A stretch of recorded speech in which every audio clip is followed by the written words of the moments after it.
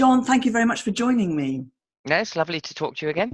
Fantastic. Well, listen, we heard in my introduction that you came to the world's attention in January 1991 as you became a prisoner of war. Tell me about that day, how it came about, what happened, what do you recollect? Well, on that day, it was we had been sent as a squadron. Kuwait got invaded by Saddam Hussein, and we were sent to the Gulf. We were operating out of Bahrain. And then we were advised about a day before the war that that we would go. So I was on the first morning mission. It's a first day mission, and coming off target, we were shot down by a missile. Went up our right-hand engine, and also anti-aircraft guns hit our sidewinder missile and ignited the rocket propellant, and a torch of flame shot out the front of our wing. We flew for about 3 or 4 minutes, and we then ejected into the desert because the aircraft became a ball of flame. So that's how we got shot down. And that was the 17th of January, wasn't it? Sorry? The 17th of January must have been embedded in your memory, that date.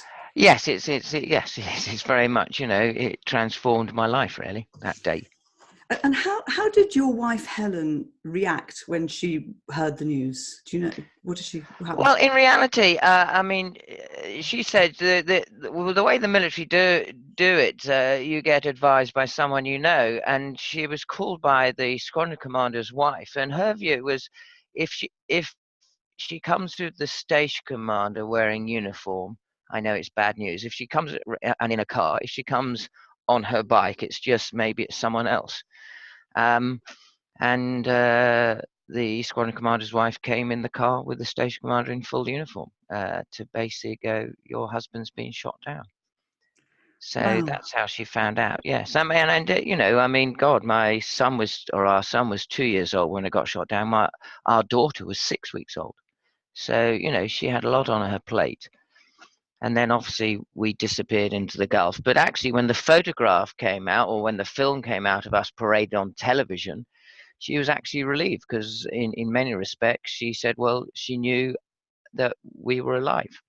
Yeah, and there was hope, of course, absolutely. Yes. At that point, she said, well, I knew you were alive at that point, as in you survived the shooting down. As to what happened after the shooting down, so after the TV pictures, again, like everyone else, she didn't know until 7 weeks later.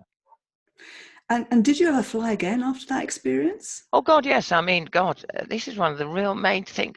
I dreamed of being a fighter pilot since the age of dot. I'm like every pilot, and if they took that away, they take away your dream, really. So no, I was back flying within 6 weeks of returning from Gulf. So I got back 2 weeks before the squadron. I'd been in hospital. I put 2.5 stone on in 2 weeks. You just constantly eat. And then the whole squadron went on leave for a month following the war. And then we were back, and then you're just back in your normal job. And I stayed in the Air Force for another 10 years. And how did your squadron colleagues treat you? How did they react to your return? It was very warm, but they just, you are talking a bunch of fighter pilots here. They just took the mickey. They'd all been to war. They'd all been frightened. They were, all their wives and their families were concerned about them. Also, the reality is fighter pilots aren't meant to get shot down. So there's a lot of mickey taking, because, the challenge was, there we are, they all did their jobs. It was a real experience. We lost a friend on the squadron, and yet the two people who got shot down became the famous ones. And how did you cope? How did you and your family cope with all that media attention? Well, you just deal with it, really. It's more frightening. Do you remember, you're now talking to me at 58. I was 29, and it's just overwhelming. You go from this black box of being in captivity, totally isolated, to complete white light of media attention. What I mean by that is there are so many flash bulbs and lights going off. You are literally have whiteout. You can't see a thing. And you suddenly realize the sort of your life on that moment has changed significantly. You know, I couldn't go to pubs and buy a beer. People just hugging you everywhere, and it's just overwhelming, really. But during the war, it was interesting when there was a quiet period here. A journalist, my parents couldn't get out their house because there were satellite vans and hundreds of journalists outside the house. And one journalist, after there was a quiet period, just before we got released, no one knew what happened. A journalist, you imagine this, a journalist came up to my parents' front door, opened the letterbox, put a microphone through the letterbox and said, "Mrs. Peters, do you think your son's being tortured, or do you think he's dead yet?" Oh my goodness. How do you think, as a mother, you deal with that? My mum actually laughs it off. My mum laughs it off because my mother was really stoic. My dad had more problem, actually. I think it's this father thing, and he tried to volunteer to take my place, which I think now that I'm a parent and my kids are older, I was just irritated, actually. Not I understood why, but you suddenly realize as you get older, your kids are just better qualified. You know, I turned to him and said, "Look, I'm 29. I'm physically fit.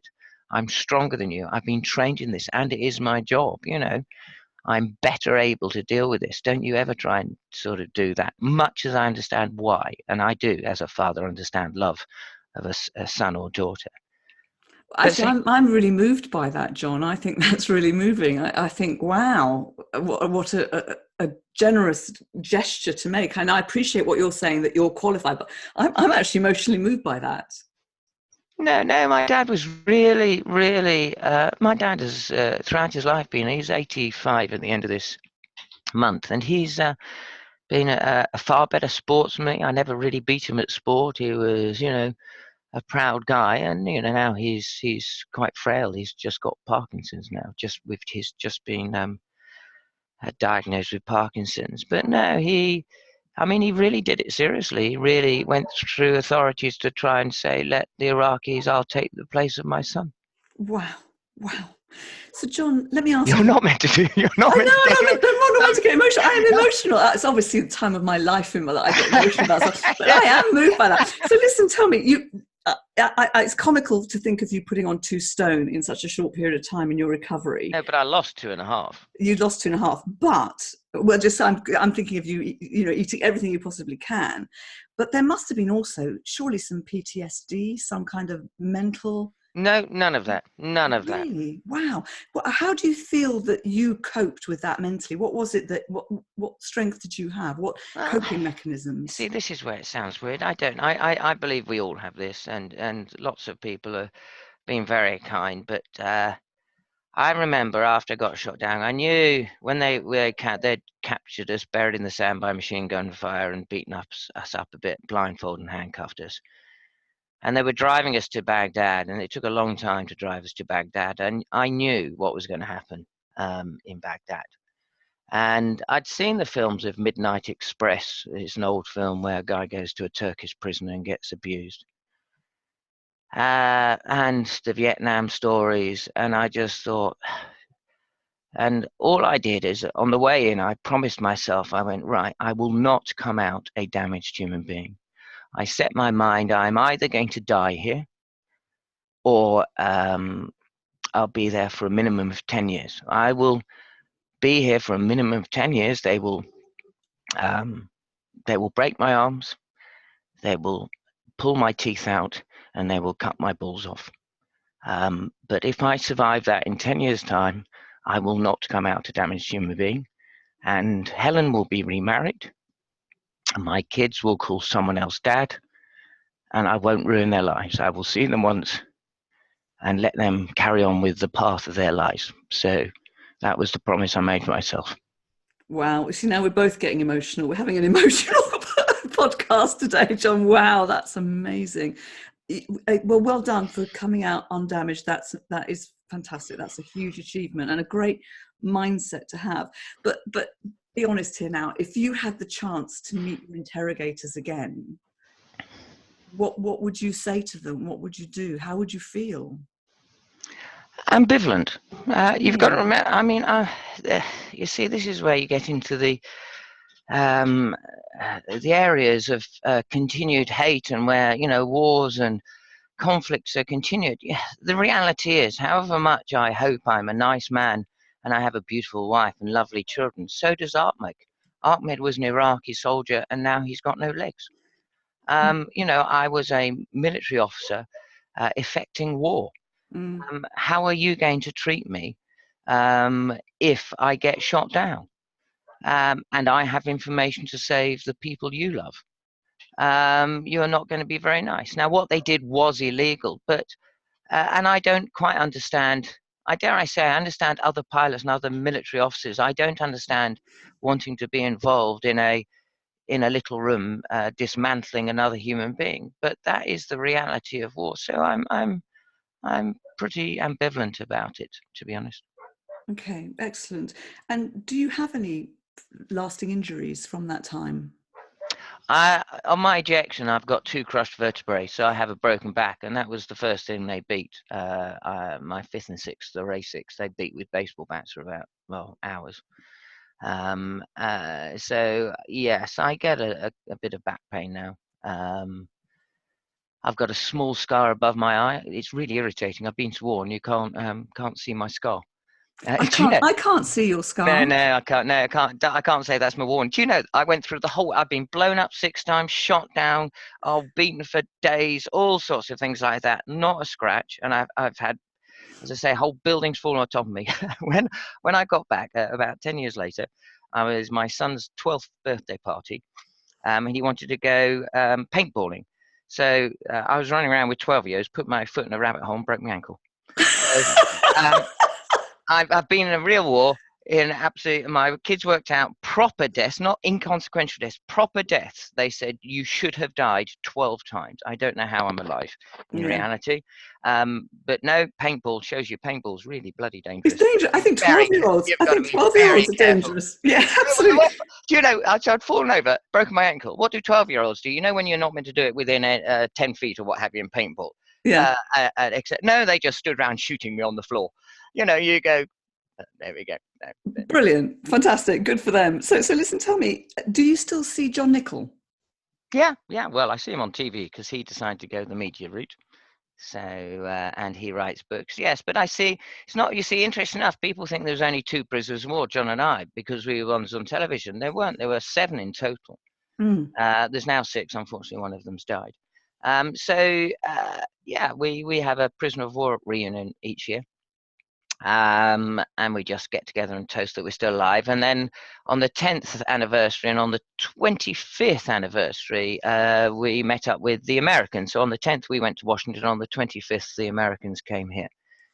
And so we all join up. And the last one was lovely because the American prisoners of war presented us with a very expensive, as a group, a very expensive bottle of cognac. And it's last man standing. So saying that the last one of us to stay alive can open that bottle of cognac and toast all the others. Oh, goodness gracious. I thought it was last man standing in terms of passing the bottle around and whoever's still standing at the end gets to take the rest home. But one bottle wouldn't be enough. No, absolutely. Fantastic. So tell me, with regards to being in solitary, what do you think about that experience? And do you still use time alone now? Did you take something positive from that?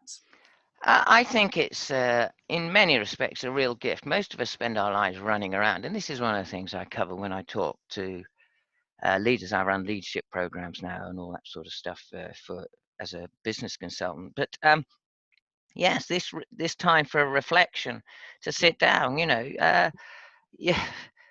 As a prisoner of war, you're spending every single minute of every single hour of every single day in a concrete box. It's pitch black, 18 hours a day, semi-pitch for 6, and you're sitting there, and your only escape really, when you're in isolation, is your own imagination, and you start.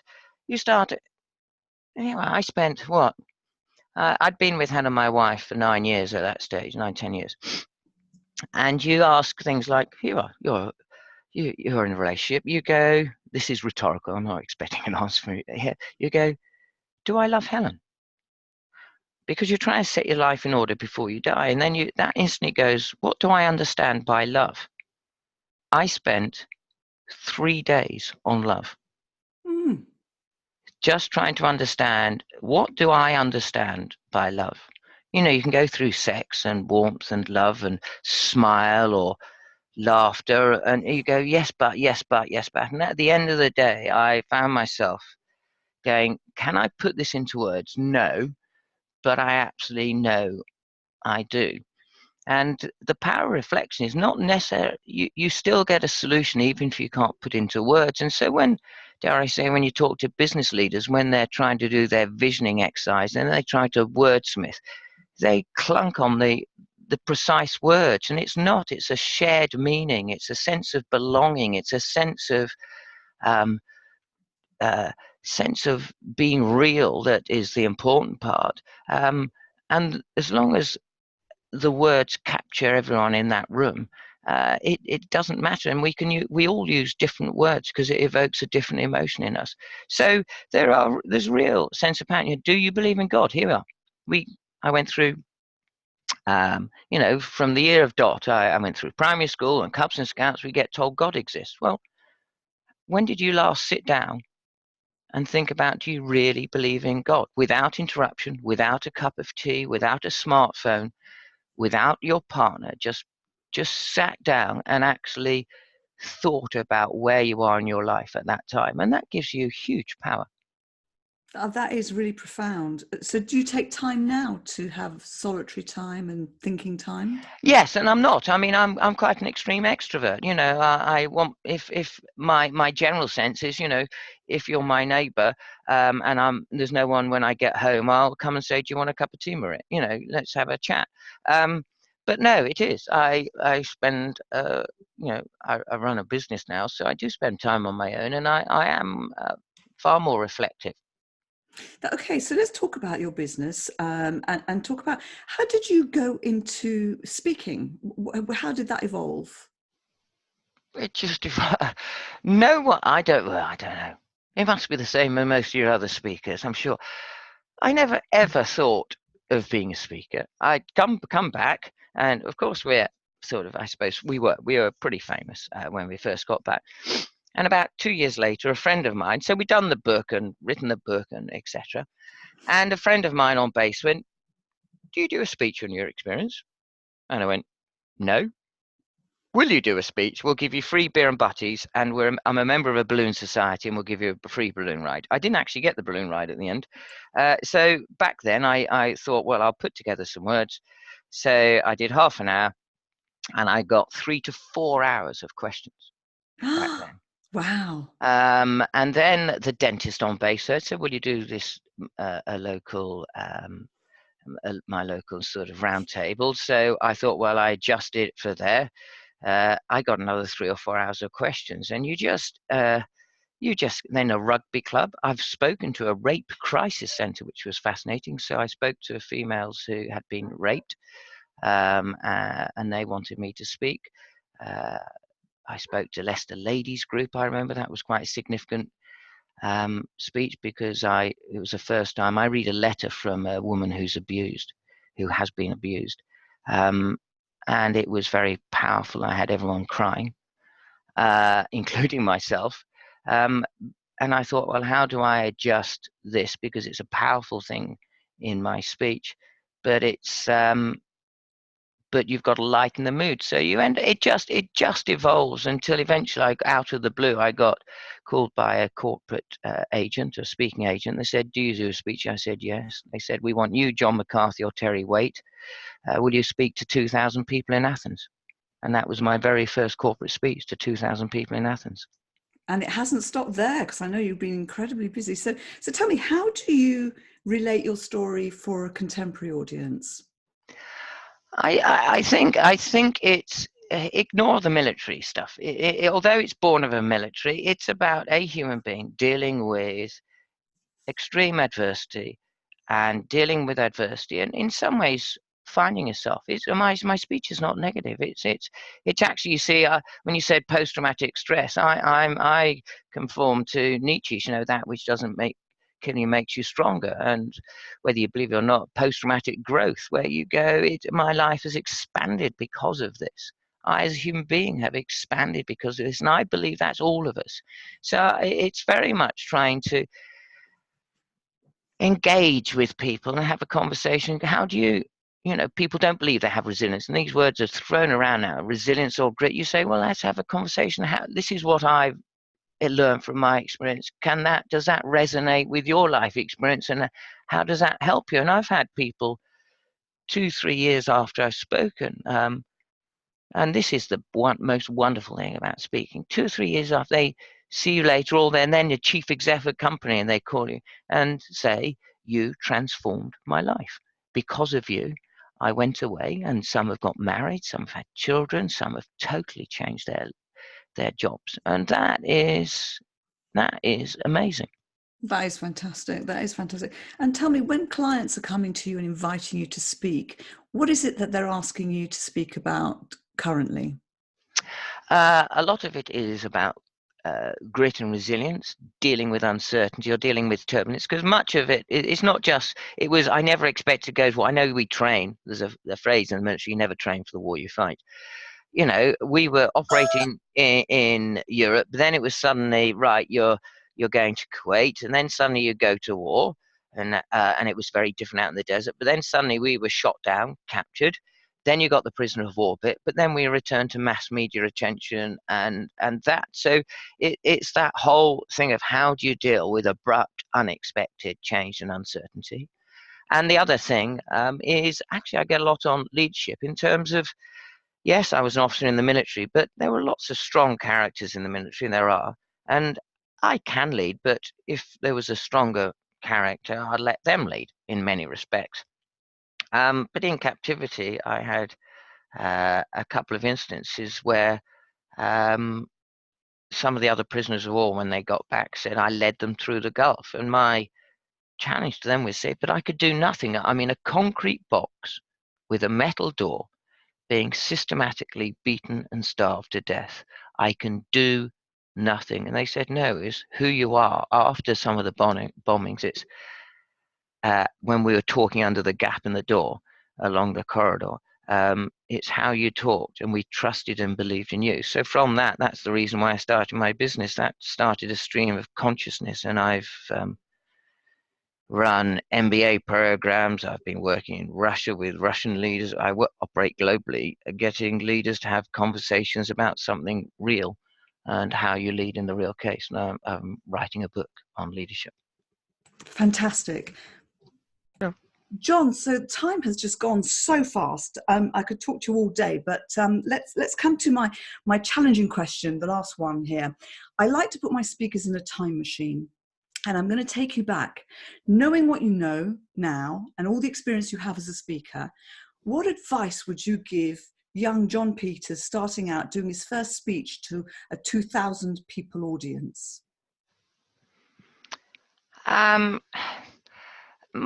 advice, but I've always done this actually, but what I suppose I've learned as a speaker, and I've spoken for a long time now, is expose yourself. The biggest thing I've found ever since I've spoken, so I speak about quite personal stuff, and that's what people want to know. People want to know if you're on stage, does your experience of love, is that like I fall in love? My experience of fear, people want to know. That's what people ask me about, because they want to know. Just be honest with me. Exposure. Basically, I think speakers need to expose themselves on stage. That make themselves vulnerable. Actually, don't try and corporize it, if that is a real word. Actually, say this is me. Take a look. This is my particular experience. Whether you're a racing driver, a fighter pilot, whether you're a paraplegic sports person, it's just saying this is my experience of life, good and bad. Can you take something away from it? Because I view a speech as a conversation. The speakers who speak and leave, and I've never understood that. The joy of speaking is you speak on stage, and no one would speak to me afterwards if I was just in a bar. Whereas you've been on stage and people tell you stories. People share the most amazing things, and none of those people in the audience think they can be a speaker. And I have heard the most amazing, inspiring people, and that is the absolute best thing. So first of all, if you think, oh, am I going to show weakness, do it, because that's the best thing, because people do resonate with it. And secondly, never leave after a speech. Stay around, speak to people, because that is the best thing about speaking. Fantastic. Thank you so much, John. That was wonderful. Thank you very much. Lovely to talk to you again. Cheers.